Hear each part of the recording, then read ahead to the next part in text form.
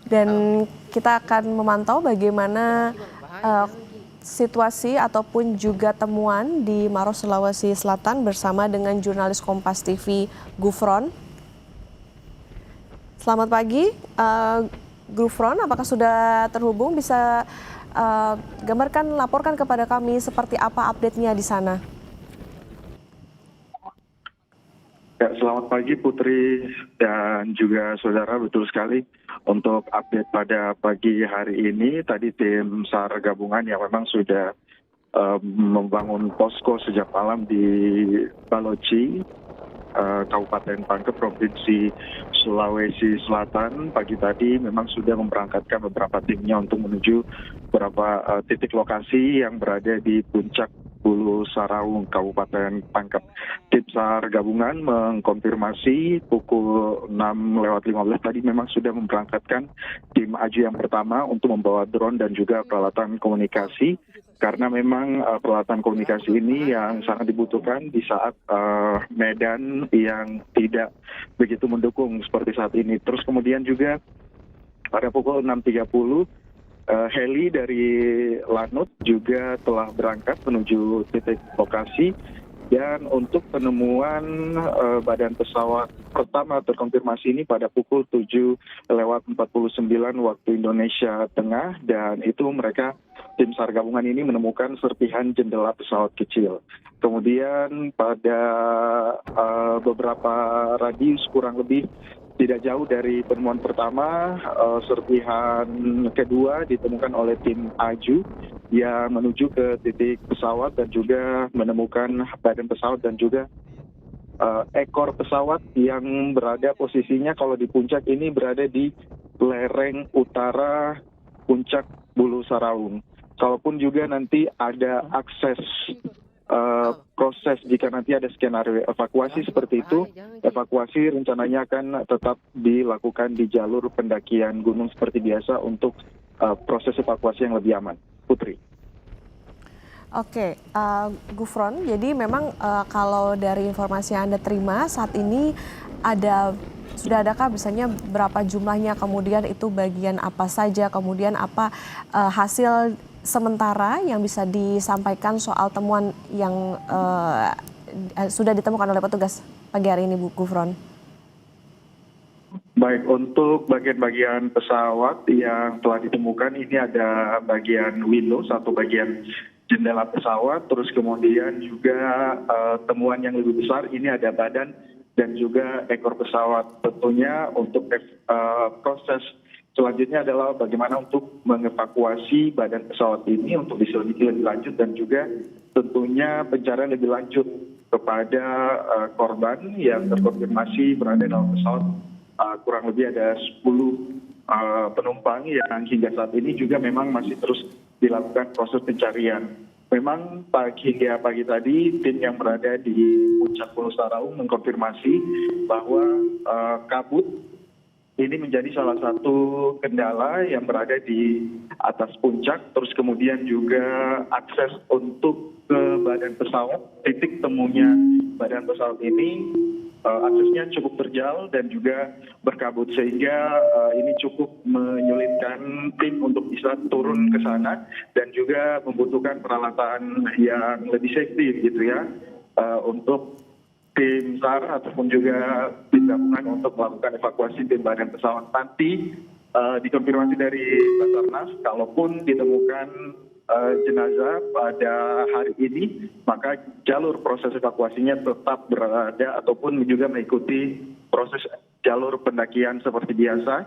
Walaupun memang ada jalur yang lebih cepat, namun dikhawatirkan jalur yang lebih cepat ini medannya sangat-sangat berbahaya, sehingga tim memutuskan untuk tetap mengevakuasi melalui jalur evakuasi ataupun juga jalur pendakian seperti biasa untuk tetap menjaga keamanan tim dan juga proses evakuasi. Putri. Oke, Gufron, dari titik penemuan tersebut, apakah memang area untuk pencariannya ini juga akan diperluas atau seperti apa, Gufron?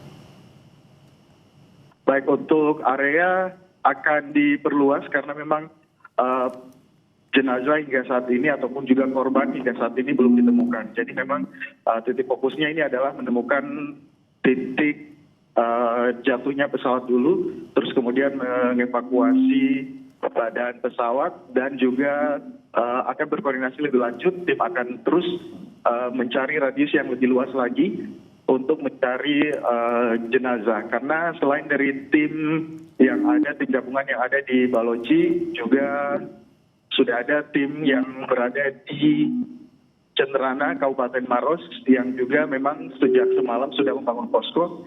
Dan berdasarkan briefing dari posko Leang-Leang, tim di Cenderana Maros juga ini sudah melakukan pergerakannya sejak pagi. Putri. Oke, Gufron, kalau dilihat kan ini memang tadi Anda juga sudah menyebutkan bahwa salah satu yang menjadi tantangan bagaimana cuaca di sana, ada kabut juga. Kemudian untuk pengerahan alutsistanya seperti apa, Gufron? Boleh diulang, Putri? Untuk pengerahan alat-alat untuk membantu mencari ini alat-alat evakuasinya di sana seperti apa, Gufron? Karena kalau dilihat kan memang ini salah satu tantangannya adalah adanya kabut di sana begitu. Baik, untuk proses alat evakuasi ini tentunya karena melalui jalur pendakian seperti biasa atau jalur pendakian reguler di Gunung Pulau Saraung, maka proses evakuasinya ini tentu melalui darat. Pasti alat-alat yang dibutuhkan ini juga cukup menantang, sehingga kami menunggu konfirmasi lebih lanjut lagi bagaimana untuk mengevakuasi badan pesawat dari puncak Pulau Saraung ini. Lebih lanjutnya lagi untuk berikutnya, ini apa yang akan dilakukan oleh tim SAR di sana, Gufron? Baik, tim SAR di sana akan terus melakukan pencarian badan pesawat yang lain, walaupun memang dari konfirmasi warga ini telah menemukan beberapa berkas-berkas ataupun juga kertas-kertas fotokopian identitas. Namun ini difokuskan adalah mengevakuasi badan pesawat terlebih dahulu, sembari tim yang lain ini terus mencari ataupun juga memperluas radius dari titik lokasi jatuhnya pesawat untuk menemukan korban. Putri. Oke, Gufron, ini kan puingnya ditemukan di area tebing begitu ya. Nanti untuk evakuasinya sudah ada informasi soal itu? Seperti apa? Untuk evakuasi badan pesawat ini lebih teknisnya belum ada informasi lebih lanjut. Karena memang tadi tim SAR mengatakan bahwa masih akan mencari serpihan ataupun juga badan pesawat yang lain, terutama kotak hitam. Karena itu juga yang menjadi poin penting atau titik utama pencarian pada pagi hari ini, dan juga memperluas radius tadi seperti yang kami katakan untuk mencari korban-korban yang hingga saat ini belum ditemukan. Oke, Gufron, ini untuk tim pencarian akan dibagi ke dalam berapa tim? Kemudian untuk fokus pencariannya apa saja, Gufron? Baik, untuk tim pencarian ini sudah ada kurang lebih 500 tim gabungan yang terdiri dari tim Basarnas, TNI, Polri, kemudian juga BPBD dan juga beberapa komunitas tadi seperti Mapala dan juga relawan. Ini sudah terbagi menjadi 2 tim. Tim pertama yang ada di Baloci yang menuju ke puncak Pulau Saraung, dan juga tim kedua yang berada di Cenderana, Kabupaten Maros. Walaupun juga sudah terbagi menjadi 2 tim, di tim Baloci ini juga ada beberapa kali melakukan pembagian tim gitu ya. Tadi ada tim Aju pertama yang sudah melakukan perjalanan ataupun juga sudah memberangkatkan tim pada 6.15, terus kemudian juga tim kedua yang melalui kru helikopter, dan juga ada tim Aju kedua yang menuju titik penemuan lokasi penemuan pesawat dari tim pertama. Putri. Oke, Gufron, untuk proses pencarian lewat udara apakah masih dilanjutkan juga? Proses pencarian lewat udara tentu masih dilanjutkan, mengingat kemarin proses pencarian lewat udara sempat dihentikan karena memasuki sudah malam itu di wilayah Indonesia Tengah, dan juga sedikit hujan kemarin malam, sehingga memang diberhentikan dan juga dilanjutkan pada hari ini. Mengingat kondisi pada hari ini cukup cerah, sehingga proses pencarian melalui udara tentunya terus dilakukan. Oke, kalau untuk titiknya apakah di titik yang sama, Gufron, atau tadi diperluas lagi? Titiknya akan diperluas lagi. Pertama adalah mencari badan pesawat yang lainnya yang belum ditemukan.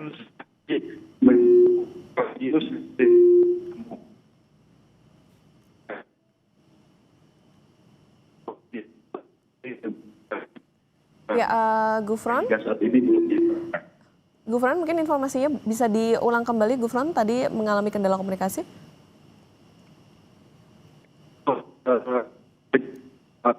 Ini pagi. Ya, Gufron.